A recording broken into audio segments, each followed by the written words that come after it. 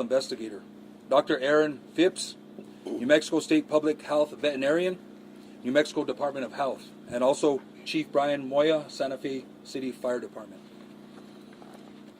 This investigation started on February 26th with the discovery of Mr. Hackman and Miss Arakawa and their dog at their residence. I just want to do a short recap and then touch on some new information. As we know, both individuals tested negative for carbon monoxide. City Fire conducted tests and deemed scene safe for deputies to conduct their investigation. The preliminary pacemaker interrogation results were released last week, and I'll let Dr. Gerald touch more specifically on those results. The gas company New Mexico, they also did an analysis of the residence, and they found one minor leak in a single burner on the kitchen stove, which was 0.33% of room air, which was pretty minute and insignificant. Since that time, Xena, the deceased dog, has been taken for necropsy at the Veterinary Diagnostic Services, and we'll be awaiting those results. Let's speak a little bit in reference to the timeline for Betsy Arakawa. We know from our investigation that on February 9th, 2025, she picked up Xena from Gruta Veterinary Hospital. There was a procedure that was done with the dog, which may explain why the dog was in a crate at the residence. Let's move on to February 11th, 2025. Mrs. Arakawa had an email conversation with her massage therapist at about 11:21 a.m. Moving on into the afternoon, Ms. Arakawa was at the Sprouts Farmers Market between 3:30 and 4:15 p.m. Ms. Arakawa was seen on surveillance video at the CVS Pharmacy in Santa Fe from 4:12 to 4:20 p.m. She then stopped at a local pet food store at about 4:54 p.m. Her car was seen on surveillance, and the remote control clicker that is assigned to her and her vehicle was used to enter the subdivision to gain access to the gated community at 5:15 p.m. Numerous emails were unopened on her computer on February 11th. There was no additional outgoing communication from her or known activity after February 11th, 2025. The cell phone information and the cell phone data is pending. We're working with state police to get the information from those phones, but our investigation shows that all the last known communication and activity from Ms. Arakawa was on February 11th. I'm going to go ahead and turn over the podium to Dr. Gerald. I would ask that everybody refrain from asking questions until everybody has provided their statements. I'll step up to the podium, and then we'll go ahead and field questions from the media. Thank you.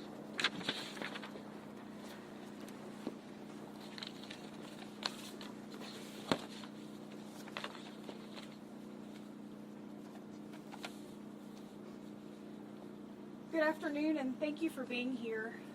I'm Dr. Heather Gerald, the Chief Medical Examiner for New Mexico at the Office of the Medical Investigator.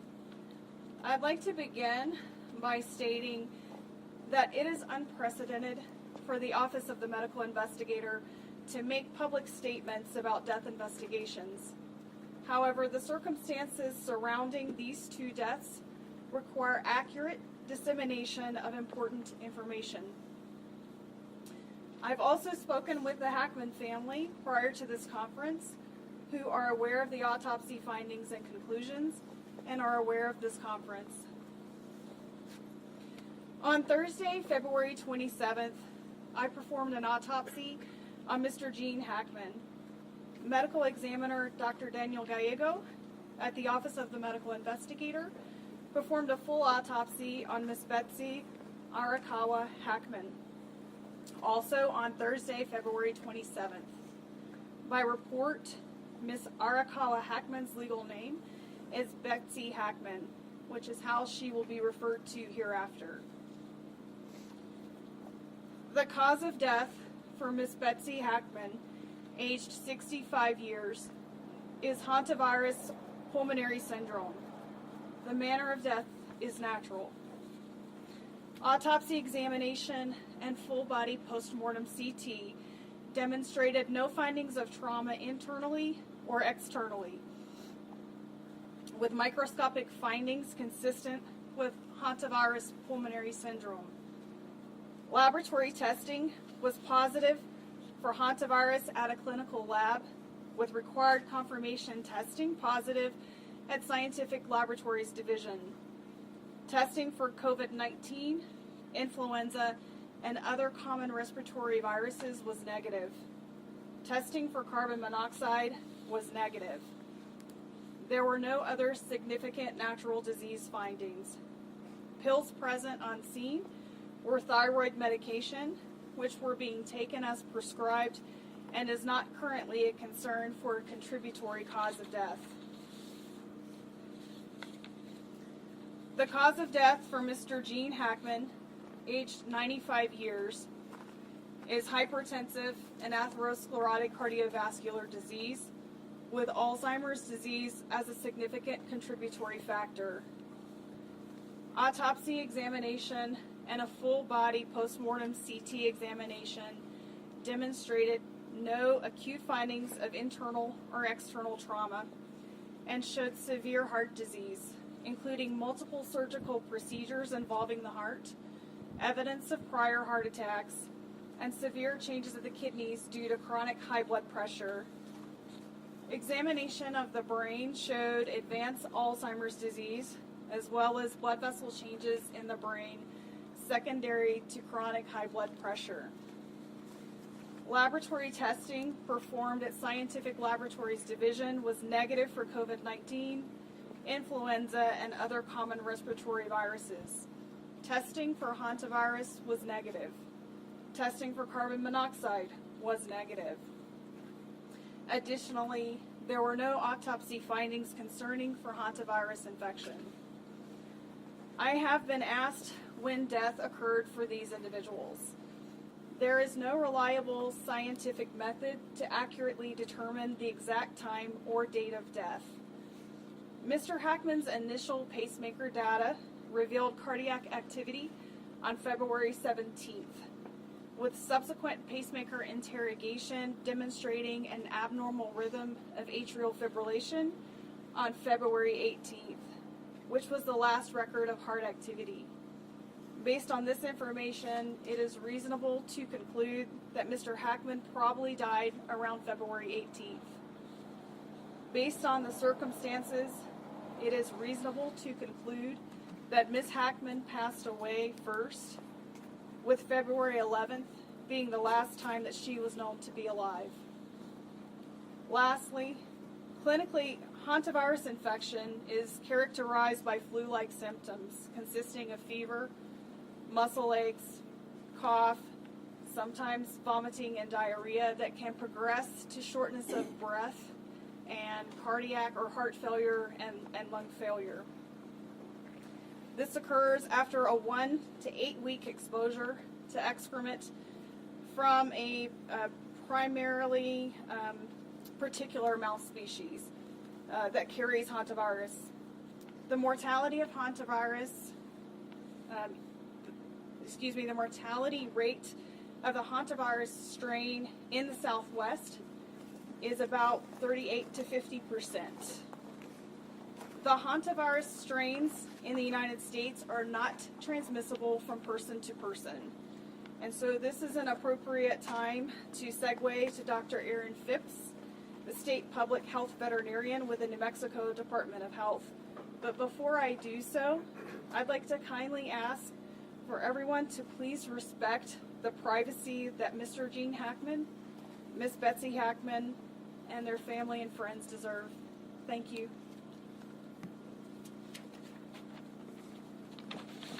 Thank you, Dr. Gerald. I will now provide additional information about hantaviruses in New Mexico.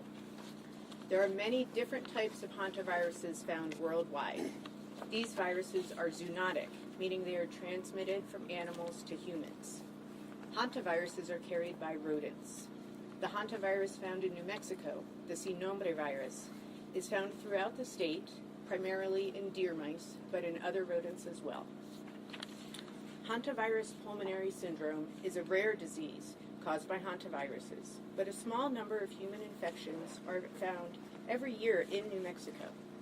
Over the past 5 years, New Mexico has confirmed between 1 and 7 hantavirus infections in humans each year. Through the end of 2024, we have identified 136 infections over the past 50 years in New Mexico residents, 5 of these in Santa Fe County. This is a serious disease. 42% of these infections here in New Mexico were fatal. Most transmission occurs around the patient's residence or workplace, and the New Mexico Department of Health typically conducts an environmental investigation at the residence of all hantavirus cases in our jurisdiction. This can help identify specific areas that may pose higher risk, providing insight into where transmission may have occurred and how to prevent future infections. On March 5th, the New Mexico Department of Health staff conducted a risk assessment of the property, including the main residence, as well as other structures on the property. This was critically important to address concerns about health risks to first responders, as well as to inform any prevention measures needed to protect the family and other individuals entering the property in the future. We assessed the risk of exposure in the primary residence as low, similar to other well-maintained houses in New Mexico. We did identify signs of rodent entry in other structures on the property and provided information and resources about reducing the risk of hantavirus transmission related to those areas. Hantavirus can be transmitted to people through rodent urine, droppings, or saliva, so it is important to take special steps when cleaning up after rodents. Avoiding contact with or breathing in aerosolized rodent urine or feces, especially in a poorly ventilated area, is key. Detailed guidance can be found on the New Mexico Department of Health and the CDC websites, but I will provide a very brief summary now. It is important to use gloves and a well-fitting N95 mask when around or cleaning rodent-infested areas, and to open any windows or doors for at least 30 minutes beforehand to increase ventilation. Spray the area thoroughly with a 10% bleach solution or a commercial disinfectant. Let it sit for 5 minutes. Next, clean the area with paper towels, then throw them away in a covered garbage can that is regularly emptied. Before removing gloves, wash your gloved hands with soap and water or with a disinfectant, and then after removing gloves, wash your hands again with soap and water. It's important to never sweep up or vacuum mouse droppings, since this can spread particles up into the air. Since hantavirus is found throughout New Mexico, awareness of these risks and how to reduce them is important for all New Mexicans. The New Mexico Department of Health extends our deepest condolences to the families and friends during this difficult time. Thank you. Thank you. I think that'll conclude the statements for today. We will go ahead and take questions. I ask that there be one question per agency, and please state who you're directing the question to, as there's several individuals here at this conference. Sheriff, just to clarify the timeline here, does this mean Gene Hackman was likely home with his deceased wife for a week before he passed away himself? Yes, I would assume that is the case. Do you believe, given his Alzheimer's status, that Mr. Hackman was able to live on his own and survive for those 7 days? I think that's more a question, maybe for Dr. Durrell. Just to repeat so that everyone could hear, the question was, do we believe that Mr. Hackman was able to live on his own and survive?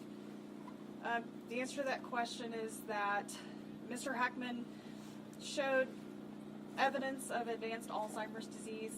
I'm not aware of what his normal daily functioning capability was.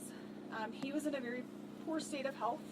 He had significant heart disease, and I think ultimately that is what resulted in his death. I was able to look at fluid to determine if he was dehydrated, and I did not see evidence of dehydration. I did see evidence of very poor kidney function, and I think he died as a result of his heart disease and with Alzheimer's being that contributing factor. What about starvation? The question was, what about starvation? So there was no food in his stomach, which means he had not eaten recently, but he had also no evidence of dehydration. So based on your understanding of the progression of the Alzheimer's, do you believe that he was possibly not aware that his wife had died or didn't know what to do in that situation? It's difficult to answer. The question was he aware that Ms. Hackman had died? And I think that question is difficult to answer, but I can tell you that he was in an advanced state of Alzheimer's, and it's quite possible that he was not aware that she was deceased. This is for the sheriff. Considering the circumstances under which Mr. Hackman was found in the mudroom with his walking cane and sunglasses by him, do you think there is a possibility that he was trying to get help for his wife? That's hard to answer. Again, it's hard to get into the frame of mind of what was happening at the time, and I don't know if we'll ever have the answer to that question, whether he was going to go for help or he wasn't. Sir. Sheriff, are there any other big questions that you're trying to answer? I mean, does this answer the biggest questions you had about their death in this case? Is there anything else that you're really seeking? Yeah, so the question is there any other big questions that are left? I think a lot of questions were answered here today. I think there was, Dr. Durrell went over the cause of death, and I think a lot of those questions are answered. I think the timeline that we've been given as far as the pacemaker results and the history and evidence that we found as far as the timeline of Miss Arakawa, I think a lot of the questions have been answered. We are waiting on the cell phones, but I would very unlikely that the cell phones are going to show anything else. Another question? Sheriff, are there any signs of, what have you learned about Mr. Hackman's communication after February 11th? Have you talked to any friends of his who had spoken with him during that week-long period, or know anything about what he was doing? So the question is whether there was any communication from Mr. Hackman or activity, and no, at this point, no. I don't know if he used cell phones or technology or emails. There's no indication of that. So right now there is no activity from Mr. Hackman. Sheriff, do you know if his pacemaker was connected to some sort of monitoring service? Was anyone tipped off that something was wrong? The question was his pacemaker connected to a monitoring service? The answer to that is that his physician, one of his physicians, had contacted me and told me that they could see the data from the 17th, but that to really get the most information from that would come from the interrogation of the pacemaker. And that's as much as I can answer, not being a cardiologist. They didn't say whether or not they were monitoring, or was his pacemaker equipped to send back data in exact time so that someone could say, hey, something's not right?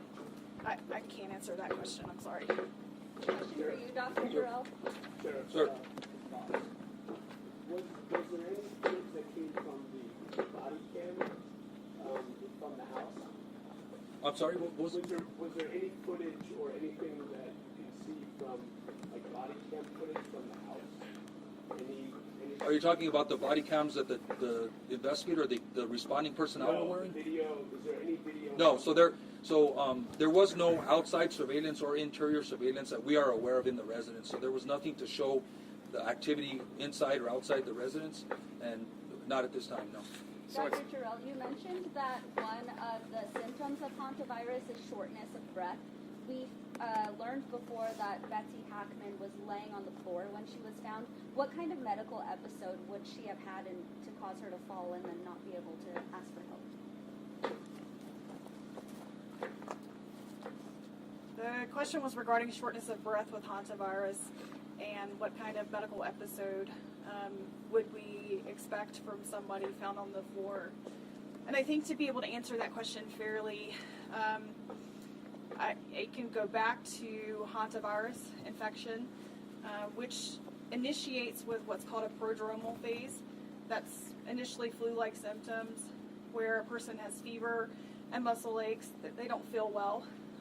After, of course, being exposed to rodent excrement. And that phase can last roughly 3 to 6 days. And then they can transition to that pulmonary phase where they have fluid in their lungs and around their lungs. And at that point, a person can die very quickly, within 24 to 48 hours, roughly speaking, without medical treatment.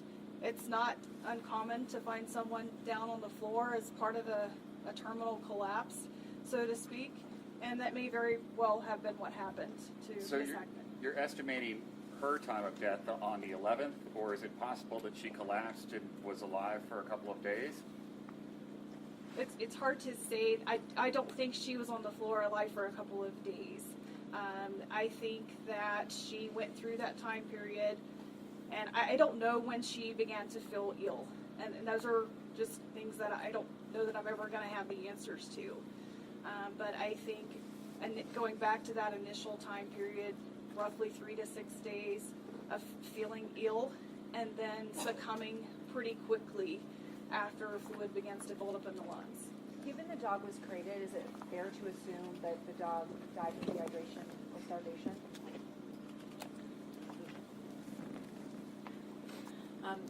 I don't think we know the answer to that. However, given the timelines presented, it is a possibility. Is it possible the dog had the hantavirus? Dogs do not get sick from hantavirus. Sir.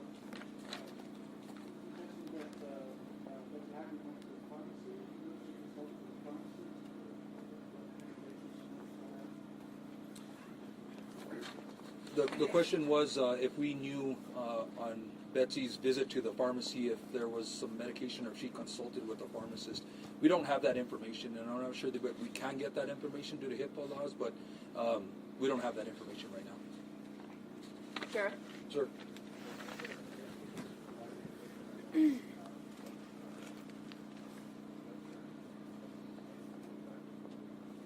At this point, there's no indication that there was a caretaker at the home. Sheriff, with the footage that you saw of Betsy on February 11th, was there any indication that she was feeling shortness of breath or having trouble moving around while she was running these errands? You know, we can analyze the video a little more, but it's going to be hard to tell.